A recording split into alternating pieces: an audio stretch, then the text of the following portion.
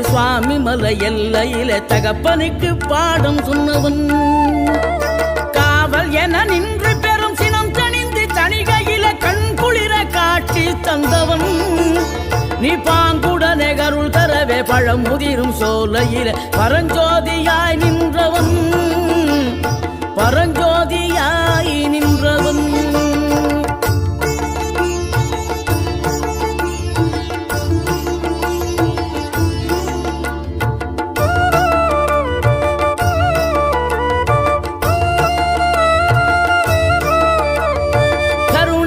கமழும் அந்த அருணகிரி தமிழில் மனம் மகிழ்ந்தாடி நின்ற முருகன்.